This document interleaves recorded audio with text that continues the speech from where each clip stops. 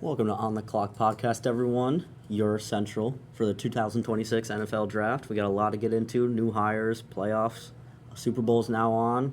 I have my analysts, Tyler and Donovan. So let's get into the draft. Why don't we? Yeah, we're starting with the first official mock draft from On the Clock. Me and Tyler will be alternating picks, and I ended up with the first pick belonging to the Las Vegas Raiders, and you can essentially pencil it in as Fernando Mendoza after what we saw at the end of the college football season. He won the Heisman, and going into the playoffs, people had doubts, people had concerns, but all he did was win. They won the national championship, the first in Indiana's history. Now you have the Las Vegas Raiders, who are still awaiting a head coach hire, but the favorite is looking like Clint Kubiak, who is an offensive-minded guy. You have the chance to pair him and Fernando Mendoza, a high IQ, a pocket passer, a 6'5" guy that's going to come in there, be a team player. He's a phenomenal leader. We saw it all throughout the playoffs. We see it in all the interviews post-game. We see it in all the interviews he does on TV. Everyone loves this guy, coaches, teammates, and you can't say enough about him. He's not a generational talent in terms of physical traits like we see from Trevor Lawrence a few years ago or Andrew Luck, even Joe Burrow. But this guy is the best pick for the Raiders. He's a number one overall pick worthy quarterback, and that's who I have the Raiders going with. Yeah, pretty obvious there. Fernando Mendoza, number one overall. I like Clint Kubiak for head coach. Can't wait to see what happens. So let's move to Tyler for the number two overall pick. All right, for the second overall pick, we got the Jets. They recently traded a bunch of their defense away, got rid of Sauce Gardner and Quinnen Williams, so I have them taking the next best available, which is Arvell Reese out of Ohio State. They just kind of need everybody right now. They need offense, they need defense, but right now they're just going to go. I'm going with the best overall available, and at that time it is Arvell Reese out of Ohio State. Yep, Jets just need everything, so give him the best guy available, and that would be Arvell Reese. So let's move over to the number three overall pick, to Donovan for the Cardinals.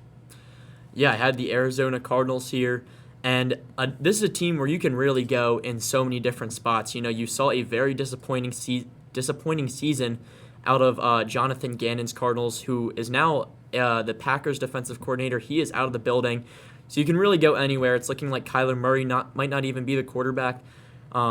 But there's really no quarterbacks to take here at the third overall pick. And I have them going with who I believe is really the best pick of this entire draft, or best player rather, and that's Caleb Downs, the safety from Ohio State. You don't really see safeties regarded as the best player in a draft class too often. The last time you could see a safety ranked that high was probably Kyle Hamilton just a few years ago, and he dropped to 14 to the Baltimore Ravens. But Caleb Downs can really play anywhere in that secondary. He can play in the nickel. He can play outside corner if he really has to, but obviously he is a safety at first.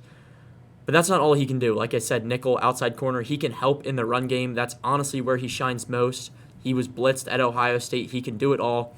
And what I really love for the Cardinals here with Caleb Downs is to pair him with safety Budda Baker, who is on his way out of the league. He's getting older, but he's been a leader on this Cardinals defense for so long, and I think Caleb Downs can come in and not just learn the position further from Budda Baker, but how to be a leader and a culture piece on this Cardinals team for years to come. Absolutely. Like you said, Budda Baker's getting old. Caleb Downs next man up. So let's flip to the Titans pick for number fourth overall. So for the fourth overall pick with the Titans, I have them taking wide receiver Jordan Tyson out of Arizona State. The Titans didn't really have many weapons for Cam Ward to use, and they didn't have anything on offense. They only had about Calvin Ridley. And so I have them taking an explosive wide receiver at Arizona State to help give Cam Ward some weapons and finally get him some help on the offensive side of the ball. Yeah, absolutely. Your franchise guy, Cam Ward, got to give him some help in his receiving core. Let's move on to number five overall pick with the Giants. There's another receiver coming off the board here, Donovan. Yeah, you can't really say enough about this receiver class in the early rounds of the draft. There's so many guys to love. And one of those is Carnell Tate, a 6'3" wide receiver out of Ohio State. What's crazy is he was honestly their wide receiver 2 this year behind Jeremiah Smith, but he's not in this class. We're not talking about him. We're talking about Carnell Tate. The Giants just brought in John Harbaugh. They're starting a new era of Giants football under him and Jackson Dart. And now you have a chance to pair Dart Scatabo, and Malik Neighbors with one of the more explosive receivers and best deep threats we've seen in the draft in a few years, I'd say. Carnell Tate has to be up there. Like I said, he's 6'3". He can make this team one of the more complete offenses in the league with the complexity it could bring, having to cover him, having to cover Malik Neighbors, Cam Scatabo. You have to look out for Jackson Dart's legs. And Carnell Tate can really do it all as a deep threat. He can stretch the field. He has great hands, his route running, his speed. It's really all there. Him and Jordan Tyson are really two of the better receiver prospects we've seen in the past few years. And as much as I would hate Carnell Tate to end up on a team like the Giants, because I think that would boost their offense, that's what made the most sense for me. And then Giants could really secure a true wide receiver too with Carnell Tate. You had Wan'Dale Robinson, really solid, but he's more of a slot guy. Right. So if you put Carnell Tate, true wide receiver two, paired with John Harbaugh now, I miss John Harbaugh. I'm a Ravens fan, guys.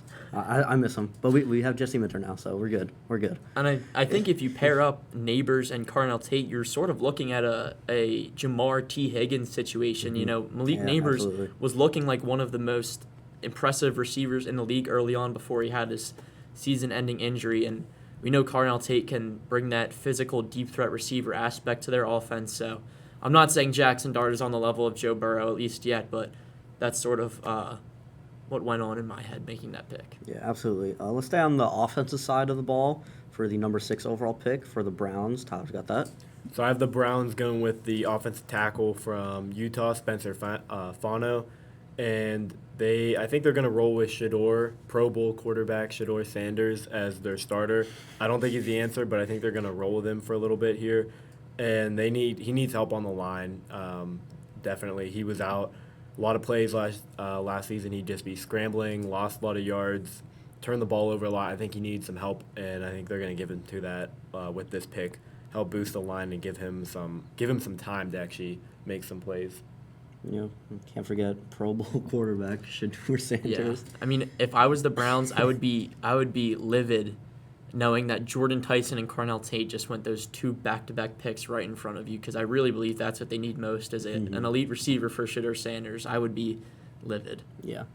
But, I mean, you drafted 2 quarterbacks last year. You got to roll with one of them for now and might as well protect them while you're at it. Let's flip to the defensive side of the ball for the number 7th overall pick for the Washington Commanders. Donovan's got that. Yeah, I have the Commanders selecting Reuben Bain Jr., the defensive end out of Miami. And what a pick for the Commanders here. I have him as my 3rd best player in all of the draft on my big board behind Caleb Downs and one other player I'm about to talk about. But this was one of the more below average defenses we saw in the league. And it really starts with the pass rush, right? Von Miller was their leading sacker with 9 sacks all this season. And by no means is 9 sacks a bad season, but Von Miller is a 36-year-old guy that will not be returning to the team most likely. You know, we don't know everything, but it's likely he's going to retire. What Reuben Bain brings is a super deep bag of pass rush moves. He's a pure pass rusher. He's super powerful. And we saw him dominate not just in the regular season, but when it mattered the most all throughout the playoffs, even including the national championship. Another pick that I hate to see as an Eagles fan, but I think the fit and the fact that Bain is still available at 7 would be a dream scenario for the Washington Commanders. Absolutely. They just need pass rush for the Commanders. Let's flip to the number 8th overall pick, the New Orleans Saints. Tyler's got that. New Orleans Saints, for the 8th overall pick, I have them taking Keldrick Falk out of Auburn as an edge rusher. The Saints need work on their defense and trying to get explosive players on there, and I think that's who they go with. They need some offensive help too, but I think with the current players available and what they need, that they go with Falk here to help improve their defense before they start to move to the offensive side of the ball. Yeah, the Saints D-line, you have Cam Jordan, strong veteran presence. Also Chase Young, flew under the radar a little bit this season, but still had a productive year. So Falk can learn from those 2 guys, become top player on the Saints defense. Let's go to the number 9 overall pick, Kansas City Chiefs. Kind of a pick that pains us all here, but we got to go through it. I just talked about the fact that I had one of my top 3 players still available, and this is unfortunately where I think he goes off the board. I have the Kansas City Chiefs selecting Jeremiah Love. At the 9th pick, I have him as my 2nd best player in the entire draft. And as much as it pains me, this is too good of a fit, too good of a pick for the Chiefs to pass on. They just had their worst offense not just under Patrick Mahomes, but since 2012, right? That's a long time. That's 14 years, right? So under Patrick Mahomes, first time you missed the playoffs with him as the starter. And if we're being honest, the Mahomes was not the problem, right? It was the lack of a rushing offense that the Chiefs had this year. They had 3 guys that they would rotate between, and they combined for 1,200 yards. There were 7 guys in the league that did that on their own, right? So you have a guy who you can bring in that has flashes of, to me, what looked like 2024 Saquon Barkley, who just ran for 2,000 yards in a season, right? He has the ball carrier vision. He has the agility, the acceleration. It's all there. He is seriously the full package of a running back. And not to mention, you just brought in Eric Bieniemy as your offensive coordinator, who is the Bears running backs coach. And we just saw what he did with DeAndre Swift and Kyle Monangai, one of the better backfields in all of football this year. The pick makes too much sense to pass on. And as much as I hate it, it made too much sense to pass on. Yeah, Chiefs down year, but they'll be right back in it next year with this pick. Unfortunately, yes. Yeah. Let's move to the number 10 overall pick, are the Cincinnati Bengals. Tyler's going to give us that one. So the Bengals, I have them taking David Bailey out of Texas Tech. They need serious work on the defense. When Burrow's healthy and they have their offensive weapons, their offense is great and they put up a lot of points, but their defense has been horrible for years. It's been their problem. They haven't made the playoffs in 3 years now, and the defense has probably been why, because like I said, when Burrow's healthy, they have an explosive offense, but their defense is just depleted, and they have nobody. There just needs to be some serious work on there. Otherwise, they'll keep missing the playoffs. So they need to go with a defensive pick here. Yep, absolutely. You had Sam Hubbard retire. Trey Hendrickson had a down year, and just 0 pass rush. So you got to bring in someone that can really go. I was just going to say, I just think you have to bring in anyone on the defense that can help that unit out, really. Like, it was one of the worst in the league, and you're wasting the prime years of some of the best offensive players of this generation, and Joe Burrow and Jamar Chase. We saw what they can do with a stable defense in 2021 when they went to the Super Bowl. So I agree that David Bailey has to be the pick here because he's the best defensive player available. Yeah, absolutely. Let's go to the number 11 overall pick, the Miami Dolphins. This pick makes me mad. Like, there's just so many things here for the Dolphins and so many players that they can draft. It's a frustrating pick for the Dolphins, but go ahead, Donovan. Right, you said it. The Dolphins can go in so many different areas. They just hired a new coach in Jeff Hafley, a defensive guy moving on from McDaniel, who was an offensive guy. Right, they promoted Bobby Slowick to the offensive coordinator, who we saw work with C.J. Stroud when he won Rookie of the Year. Right, so maybe you go quarterback because is it the end of the Tua era? That's what it looked like at the end of last year when they benched him for Quinn Ewers. Neither of which I think are the answer. I think you have to move on from Tua at this point. You already benched him. You already showed that you don't trust him even anymore, even if it was Mike McDaniel. Quinn Ewers, I don't believe is the long-term answer. Maybe you roll with him week 1 if you see enough that you like. You know, if you're Bobby Slowick and even Jeff Hafley, right? It could be offensive line. They really don't have any stable pieces there. They had Cole Strange starting on the offensive line this year at right guard, Isaiah Wynn, like just some of the names that aren't exactly household names, I'd say. The defensive line, I mean, your best piece is Chop Robinson. You lost Christian Wilkins, which was a whole weird situation. Mm-hmm. But where I really looked at was the secondary. You have Minkah Fitzpatrick, who is your best player, and you just brought in Jeff Hafley, who is a defensive guy. And you have a strong corner class in which it's highlighted by guys like Jermon McCoy, Avion Terrell, but who most believe to be the corner one is Mansour Delane, the corner out of LSU. He's 6 foot, 191 pounds. He seems to be the corner one in the class amongst most people. That wasn't my exact opinion, but considering I'm going more what I think is going to happen, I went with Delane. He's a sticky man coverage guy.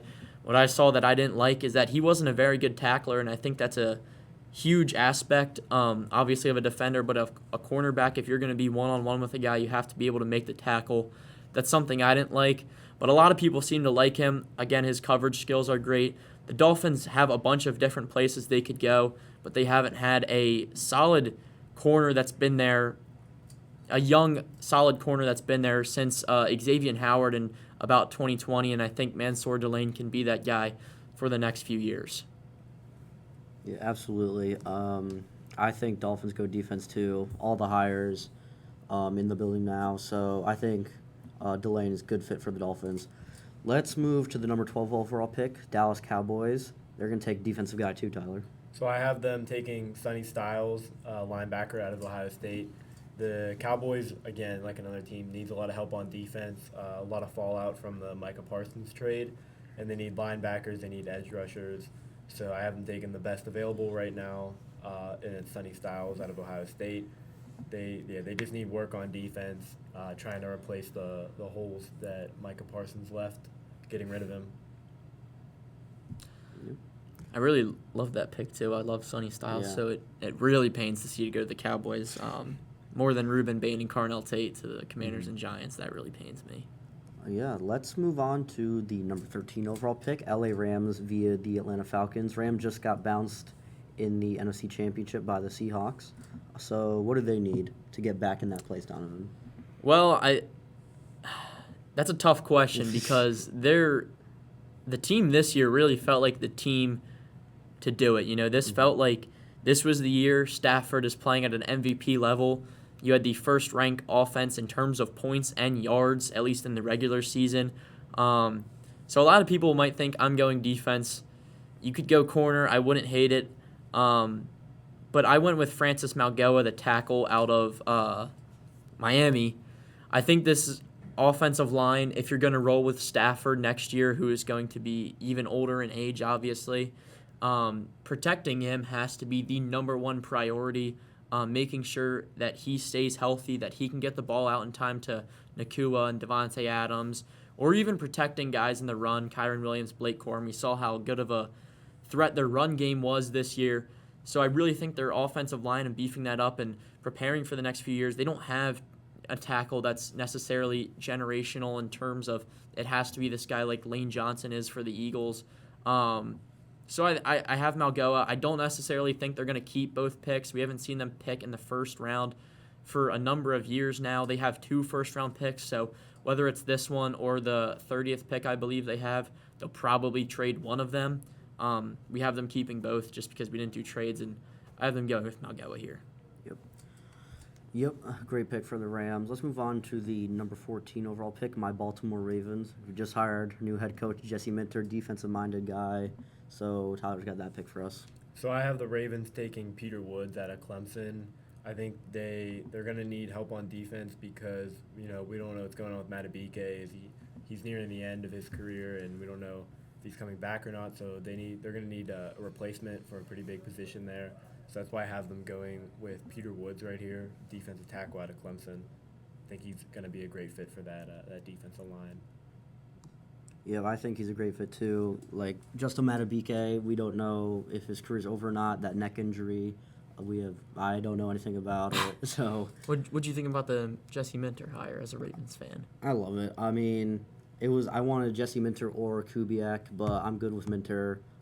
He's a great coach. We got a good one. He started at the Ravens, now full circle for him. So I think it's great for Minter there. And then to get Peter Woods too. First season as coach, you get a D lineman, so you can really develop him. So yeah, I like the pick all around because we need pass rush. So I like this pick all around. Especially because he was with the Chargers last year, Minter. Yes. What we saw him do with Tier Tart, who was like an average defensive tackle, had one of his best career years. I love that Peter Woods fit. I think he's a monster. Yep. Let's move on to the number 15th overall pick, the Tampa Bay Buccaneers. Donovan's got this for us. Yeah, I have the Bucs going with cornerback Jermod McCoy out of Tennessee. Another interesting prospect. He missed the entire 2025 season with a torn ACL he suffered in January, which really sucks because this guy was regarded, even going into this year, as one of the best corners, not just corners, but players in this draft class, and he's still up there from the tape that we've seen from previous years. He is, in my opinion, at least on tape, the best corner in this class. He is super sticky in man coverage. He is super speedy. And the Bucs really, similar to the Dolphins, haven't really had that dominant, generational, franchise cornerstone cornerback. Even when they won the Super Bowl, it was Jamal Dean and Carlton Davis. And now you have a secondary with Antoine Winfield, who has grown into his own. You have Benjamin Morrison is in that corner room. And, again, not many names. I think you bring in McCoy. I think you're in a position to be able to take a chance on someone like him because your offense, despite the end of the season, I think we all know their offense can play at a higher level. So you don't have to focus on that this early. I think you can focus on defense and take a risk on someone like Jermod McCoy. And I think it will pay off despite the injury. Hopefully we should be able to see him at the Combine in a few weeks, and we'll see where he goes. Yep, I love that for the Bucks because, as you said, I can't name anyone on the Bucks secondary besides Winfield. So, yeah, this would be a great pickup for them.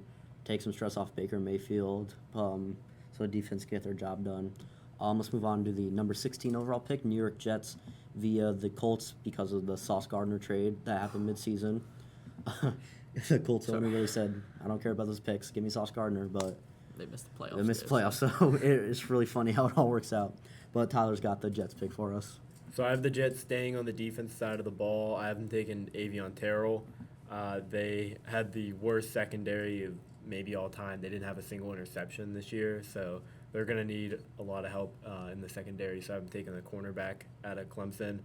They need serious help on that defense, and I got them that second overall pick. I got them here. And like I said, I got them improving that secondary that was for the first time ever couldn't record a single interception in a single season. Yeah, it's just ridiculous. Bring in Aaron Glenn, defensive-minded head coach, Right. and then I don't even know. Terrell's another guy I love, yeah. too. I think this corner class is great. Mm-hmm. Let's move on to the number 17th overall pick, the Detroit Lions. Donovan's got that for us. The Lions had such a crazy year, right? You were just in the 1 seed in the NFC in 2024. Obviously, a bunch of injuries occurred, and you end up losing to the Washington Commanders. And then you lose both coordinators in Aaron Glenn, who we just talked about for the Jets, and Ben Johnson, who led the Bears all the way to the NFC Divisional this year. I think people expected regression. What I don't think people expected was for them to miss the playoffs, which they did. And I think the offense really, besides the play calling, which could have been improved upon, you can't draft a play caller. And I think the offense is good how it is. I have them going on the defensive side of the ball, and I have them going with Cassius Howell, the defensive end. The pass rush really wasn't great outside of Aiden Hutchinson, and I think a guy like Howell can bring another aspect to that defensive line that can help you stay in contention and not have to score 40 points a game and rely on your offense as much. He's a strong, powerful pass rusher, and I think he would be a great addition to this Lions team. Yeah, absolutely. They had Aiden Hutchinson, but you can't just rely on Hutch like that. So you got to put someone on the other side of the line, and Cassius Howell is a perfect fit for that. Let's move on to the number 18th overall pick here, Minnesota Vikings. Tyler's got it. I have the Vikings taking corner Colton Hood out of Tennessee, cornerback. Another Tennessee cornerback off the board, another cornerback off the board. Vikings are another team that needs help in the secondary and on the defensive side of the ball. So I'm taking the corner Colton Hood to help plug those holes and improve on that secondary. Yeah. The Vikings are losing Harrison Smith, their longtime safety, because he's retiring. So you got to find someone to plug that hole because he was their Iron Man for how many? I don't even know how long he played for. But 14 years, yeah. I think. Yeah, but he was a baller for 14 years, so you got to Yeah. find someone to fill those shoes. 14 seasons. Yeah. Let's move on to the 19th overall pick, the Carolina Panthers. Dom's got it. Yeah, I'm going to flip back to the offensive side of the ball. We've gone 5 straight defensive players. The Panthers made the playoffs with, I believe, an 8-9 record, if not 9-8. But either way, it was right around the 500 level. And in a game against the Rams, who we just praised so highly, the Panthers really held their own. They stayed in the game up until the very end. And I really believe that their offense was missing an element this year, not just as a do-it-all guy, but we saw Teterow and McMillan really come into his own, and I think he does that even more this year. But they need another threat on that offense, and that's why I have them going Kenyon Sadiq, the tight end from Oregon. This guy is really a do-it-all tight end prospect. He can block super well, which I didn't really know going into it when I watched him. That really impressed me. But he's also a great weapon in the passing game. He can be an elevation to that Panthers offense, another weapon for Bryce Young, who you obviously roll with after this past year. And you can find yourself in the playoffs right again next year, because this NFC South division is absolutely wide open. And I think this addition of Kenyon Sadiq would really bring this Panthers offense to another level. Yeah, absolutely. You have Ted McMillan as your go-to man now, so you really, who's their tight end? Tommy Tremble. So you really gotta get another good tight end there, and I think Sadiq is the answer for the Panthers in the block game and the passing game. Let's move on to the number 20th overall pick, Dallas Cowboys, 2 straight picks. Via the Green Bay Packers. So I have the Cowboys sticking on the defensive side of the ball, this time going with the edge rusher TJ Parker out of Clemson. Yet another defensive pick for them. Like I said, I feel like their defense needed a lot of work this year. And so I have them sticking on that side of the ball, really just closing those gaps from the Micah Parsons trade, and looking to get back to where they were, competing for the division in the NFC East. All right, we're going to stick with Tyler for the next pick as well, because it's his Pittsburgh Steelers that are at 21.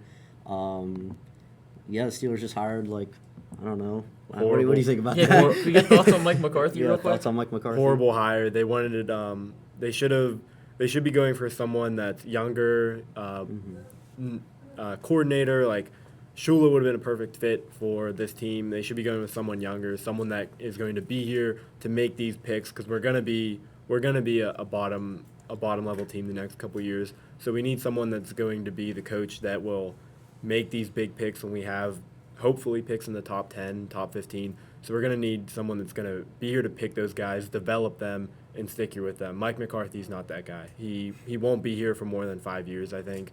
He's not going to be here to develop players, and it's just more of the same for the Steelers. I feel like it's just we keep trying to just plug holes, and we plug 2 and 5 more open. We're just trying to patch things up just to try and stay afloat instead of just committing to a full rebuild, and it's taking a toll. We just get blown out in the wild card every year, so I think it's a horrible hire. And but he's from Pittsburgh. I mean, it should be we should be hiring someone that's fit for the job. It shouldn't be a feel-good story just because they're from the city, especially at his age too. It's just not the way the organization should have gone. All right, enough about McCarthy. Let's get to the pick now. With that being said, yeah. So this is a dream scenario. We have I have them taking Mekhi Lemon out of USC, falling right in their lap. Hopefully he falls this low for us. We need some serious help with the wide receiver room. Not committing to a full wide receiver 2 this year really was a problem. Metcalf can't do it all, and even when he's not playing, they really have some serious help. So they need this, and this would be a huge pick if he could fall into their lap right here. Yeah, which I don't like as a Ravens fan. It's okay. You won't have to worry about them for the next few years. Yeah, true. Just more receivers to dust, like Marlon Humphrey and all them. But that's fine. Let's move on to the number 22 overall pick, the Los Angeles Chargers. Donovan's got it. Yeah, this pick was one of the easier ones I made. I have them going with Vega Ione, the guard from Penn State. The Chargers made the playoffs, and again, were a first-round exit. Justin Herbert folded under the pressure. The lights were too bright. If-man, they call him. But let's be real. The Chargers had one of the worst offensive lines in the league. We saw it all year. Guys like Trey Pipkins getting the start. Even Mekhi Becton, who had such a 2024 year, like a revival of his career under Jeff Stoutland. Right down the hole on the Chargers. Yeah, I mean, fighting injuries and just poor play. They're expected to cut Mekhi Becton, which really just makes this pick even easier and makes more sense. But this is a guy who I looked at as a super versatile offensive lineman. They had him playing tackle, they had him pulling, they had him playing guard. Obviously, that was his main position. They had him playing tight end in jumbo packages, right? So I think he's the best guard in the class. There really isn't much competition, and he can do it all. This is a step in the right direction for the Chargers if they ever want to win a playoff game. Yeah, absolutely. And then, excuse me, you're going to get Rashawn Slater back next year. And Joe Alt. Yes. And you're going to have 2 top guys, add Proctor. You have a solid O-line now for Justin Herbert, have time in the pocket, complete his passes, and not be the if-man anymore. We're going to go back to Donovan for the number 23 overall pick for his Philadelphia Eagles. Yeah, I love this fit so much. It makes me excited to talk about. I have them going with Caden Proctor. He's a 6'7", 360 offensive lineman. He's a tackle. And And the offensive line was a problem for the Eagles. Let's not undermine that, but this isn't an immediate guy that's going to come in and start right away and fix the issues.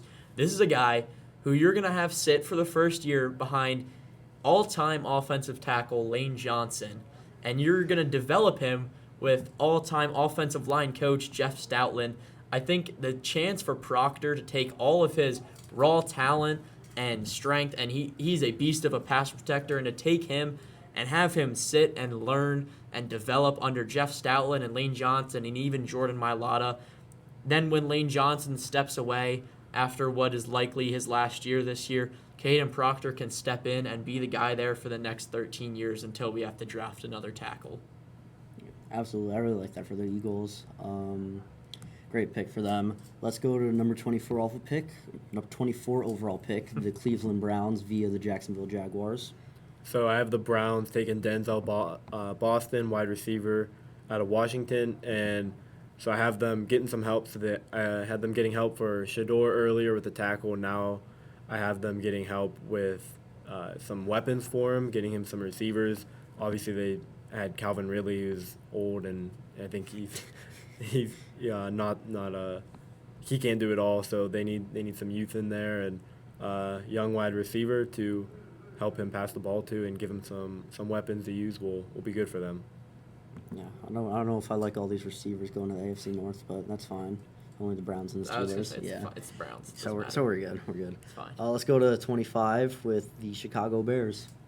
Yeah, what an impressive season for the Bears. Like we said earlier, Ben Johnson brought them from one of the worst teams in the league to a team competing to play in the NFC Championship. Ultimately, they fell short.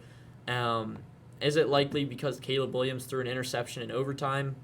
Sure. But I think what we saw through the majority of the season was them struggle to stop the run and have a consistent pass rush that helps them win games. So I have them going on the interior of their defensive line with Caleb Banks, the defensive tackle out of Florida. He is huge. He's 6'5", 330 pounds. He is very dominant one-on-one, which we saw more than you would think at Florida considering how good he is. He is your classic nose tackle. He's going to come on there and disrupt the interior of the offensive line. He's going to stop the run, sort of like what we saw from Jordan Davis this year for the Eagles. The only note that I had that was a positive is in space he did struggle to make full tackles. Maybe it's because he's slow and taking bad angles, but I think that's something you can develop throughout his season, and I really think he can be a solid starter for this Bears defense and help them get right back to where they were this year. Absolutely. I really like the Bears this season. Ben Johnson came in, and they just had success because I didn't have to hear about the 1985 Bears. Right. But, yeah, that's good. Let's move on to 26th, Buffalo Bills. They just hired Joe Brady as their next head coach. Can't say I like it, but, yeah. I'll talk about that real quick. What a terrible hire. I mean, it seems like you really had no plan after firing Sean McDermott because you fired McDermott because he couldn't elevate you to the next level, apparently. He couldn't bring you to a Super Bowl. But all you did was promote a guy that was already within the organization. You're not getting any fresh perspective, any fresh element here in the team. This feels like a panic move. Feels like they had no plan when they fired McDermott. I really was not a fan of the move whatsoever. Yeah. It's something. Like, it's like... I mean, he's a good play yeah. caller, right? Yeah. I think he would have been good on the Raiders or the Browns, but if you're the Bills and you're competing for a Super Bowl and you make a move like that to fire a head coach, you have to have a plan to bring someone in that's going to elevate you to that next level. That's not Phillip Rivers either, by the way. Yeah. Yeah, Joe Brady. I mean, he has a connection with Allen for all these years, but so does McDermott. So I was going to say the offense, like if the GM's still there, he's still going to be drafting bums in the end of the first round. And yeah. You'll be right back where you are. So many young head coaches that were on the market, and they decided to promote Joe Brady. But Right. Anyway, let's move on to their actual pick. So I have the Bills taking wide receiver Casey Concepcion out of Texas A&M. Yep. Sorry, and I feel like their wide receiver room was awful this year. They tried to go with Keon Coleman, and he was out for games, and Shakir was like the only like reliable receiver they had. So they needed to make a move. They need some help out with the receivers. Josh Allen needs some help to hopefully get them over that, or at least hopefully for Bills fans, get them over that hump and finally get them to a Super Bowl. So this seems like the ideal pick for them. Yeah. They just really don't have that true wide receiver one. So maybe Right. Concepcion can do it, but I don't know. Maybe. The Bills are just in a little cluster right now, but I don't know. That's why I'm not an NFL GM, guys. Let's go move on to 27 for You might be better than Brandon I may be. You might be. I may be. Maybe I should interview. Yeah. Let's go to 27 with the San Francisco 49ers. Yeah, I have them going with Brandon Cisse. He's a corner out of South Carolina, and this isn't a guy you're going to see on too many first-round mock drafts, at least as of right now. Maybe ever, I'm not sure, but this is a guy who I really liked. He reminded me of if Nick Eamon-Wari for the Seahawks was a corner. He can drop back and play safety as well. I think he'd actually be better at that. But he's a super physical. He's a hard-hitting guy. He played all over at South Carolina, including safety, which is what makes me think I can do it. Or is just in cover 3, he would be in that deep third. He's a little hesitant in man coverage. But if you're the 49ers and Concepcion just went, I really don't think there's a receiver on the board that you're in love with. And I think you just have to go not best overall. In fact, I think it's actually the opposite, and that you can take a chance on someone because you're in such a weird spot, similar to the Dolphins, except your pick is, 14 picks later. So take a chance on a guy that has huge upside, and for me, that's Brandon Cisse. Yeah, absolutely. Let's move on to 28 with the Houston Texans. So I have the Texans going with offensive tackle Caleb Lomu out of Utah. We know their defense doesn't need any help, that's for sure. So I have them taking a offensive tackle, help protect C.J. Stroud a little bit. He was kind of running all over the place, especially in that Patriots game. I think he needs some help to try and settle down back there. So I have them taking this tackle to help kind of just stabilize the line and help get Stroud some protection. Yeah, absolutely. That Texans defense was something else last year. Like bring up the Steelers game. Like Aaron Rodgers dropping back, you're in the bad. pocket and you're getting sacked. That's just You hate to see it insane, wasted, yeah. too, with what the offense Yeah. and specifically C.J. Stroud was doing Yeah. against the Patriots. It was the worst. It was a horrible performance. Yeah. Anyway, let's move on to 29th overall pick, the Los Angeles Rams again. Yeah, again, like I said earlier, I'm not sure that they're going to have this pick, or maybe this is their first pick. I think they'll end up getting rid of one of them. But considering how well-rounded their team is, the fact that I had them going offense in the first pick, I'm going to flip it and go defense with this pick. And we saw Nate Landman, the inside linebacker for the Rams, really come into his own and be the best version of himself we've seen so far. And I think to pair with him along, because I don't think you go edge rusher or defensive line, that's pretty solid, and maybe you go in the secondary here, but I think it's a little too early for the guys on the board. I had them going C.J. Allen. He's the middle linebacker for the Georgia Bulldogs. I think he'd be a great fit along with Nate Landman. He's a phenomenal tackler. It's easily his best trait, and he's just a playmaker. He's always at the ball at the end of the play. You're always going to see him there, and he may not be the green sticker guy for the Rams, but he certainly was for Georgia, and he can carry some of those traits and help be a valuable piece to this defense for the Rams to try and get over that hump and get back to the Super Bowl. Yep, absolutely. Let's keep it going and go to 30 with the Denver Broncos pick. I have the Broncos taking defensive tackle Caden McDonald out of Ohio State. Their line needs a little bit of help. They signed Dre Greenlaw last year, but he only played 8 games. I think they're going to try and commit to an actual player to get on the line that will play all the games and hopefully bring a strong addition to strengthen an already good team. I mean, they made the AFC Championship and probably would have won if they had their starting quarterback. So I think this is a good pick for them. Yeah, I like it as well. We got our last 2 picks here. As you can tell, we have the Seahawks winning the Super Bowl, which is pretty eminent to me. So let's go to 31 with the New England Patriots. Yeah, we have the Patriots at 31 and the Seahawks at 32, but I think either way you have this, we have them going with the same picks. And for me, the Patriots, I have them taking Akeem Mesidor. He's the second defensive end out of Miami to go in the first round.